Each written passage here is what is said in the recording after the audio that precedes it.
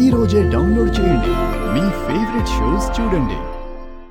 చూడమ్మా, మీరు స్టేషన్ ముందు గొడవ చేయకండి. ముందు వీళ్ళందరినీ ఇక్కడ నుంచి వెళ్ళిపోమని చెప్పు. తప్పు చేసిన వాడిని మీరు అరెస్ట్ చేస్తే మేమందరం ఇక్కడ ఉండాల్సిన అవసరం ఏంటి సార్? అతను అరెస్ట్ చేసే వరకు మాలో ఎవ్వరూ ఇక్కడ నుంచి ఒక్క అంగుళం కూడా కదలరు. అనుకోకుండా యాక్సిడెంట్ జరిగింది, అందులో ఒక ప్రాణం పోయింది. మీరు దాన్ని ఎందుకు పెద్ద ఇష్యూ చేస్తున్నారు? యాక్సిడెంట్ చేసిన వ్యక్తిని అరెస్ట్ చేశాం కదా. యాక్సిడెంట్ చేసింది అతను కాదని మేము చెప్తున్నాం కదా సార్. చేసింది కుర్రాడు, మీరు తీసుకొచ్చింది పెద్ద ఆయన్ని. అన్నీ మీరే చెప్తే ఇక మేమెందుకమ్మా ఉండేది? తనంతట తానే వచ్చి నేనే యాక్సిడెంట్ చేశానని లొంగిపోయాడు. ఇక మేమేం చేయాలి? మీకు అలా మాట్లాడడానికి మనసు ఎలా వచ్చింది సార్? అవతల చనిపోయింది మా అన్నయ్య, మా కుటుంబానికి పెద్ద దిక్కు. మాకు అన్నయ్య కన్న తండ్రి అయినా ఆయనే. ఇక మిగిలిన ముగ్గురం ఆడపిల్లలమే సార్. అన్నయ్య నమ్ముకునే బ్రతుకుతున్నాం. ఆయన కష్టంతోనే చదువుతున్నాం, ఆయన కష్టంతోనే తింటున్నాం. అలాంటిది ఈరోజు మా ముగ్గురికి బ్రతికే లేకుండా చేశాడు సార్ వాడు. వాణ్ణి ఎలా వదిలేస్తారు సార్ మీరు?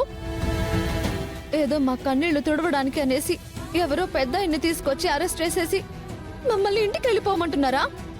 లేదు సార్, మాకు న్యాయం జరిగే వరకు మేము ఇక్కడి నుంచి కదిలే ప్రసక్తే లేదు. ఎస్ఐ గారు, ఇప్పుడు ఇక్కడికి ఒక్క స్టాండ్ వాళ్ళమే వచ్చాం. తప్పు చేసిన వాళ్ళని మీరు అరెస్ట్ చేయలేదంటే సిటీలో ఉన్న ఆటోలన్నీ వచ్చి మీ స్టేషన్ ముందుంటాయి. చనిపోయిన మా రజనీకాంత్ బంగారం లాంటి వాడు. చీమ కూడా హాని తలపెట్టే మనిషి కాదు. అలాంటి వాడి ప్రాణాన్ని అన్యాయంగా తీసేసింది కాక వాడెవడో డబ్బు చాటున దాక్కుంటే మీరు కూడా సమర్థిస్తున్నారా?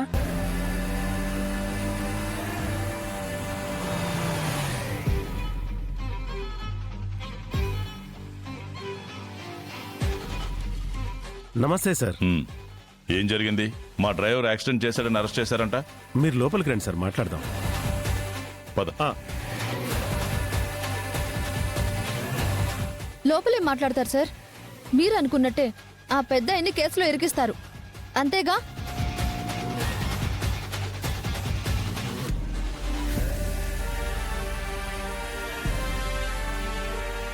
అమ్మా నువ్వు?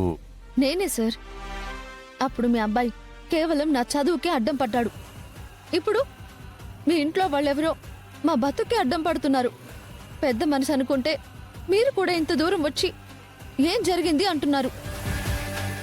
ఏం సార్, మీ ఇంట్లో మనిషి యాక్సిడెంట్ చేసినట్టు మీకు తెలీదా?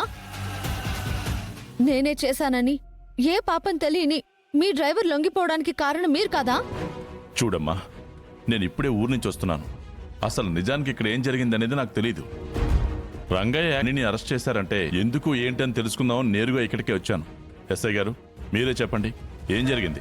ఆయన చెప్పేదేంటి సార్? మేం చెప్తున్నాం కదా. మీ ఇంట్లో ఒకరు కళ్ళు నెత్తికెక్కి మా అన్నయ్య ఆటోని గుద్దారు.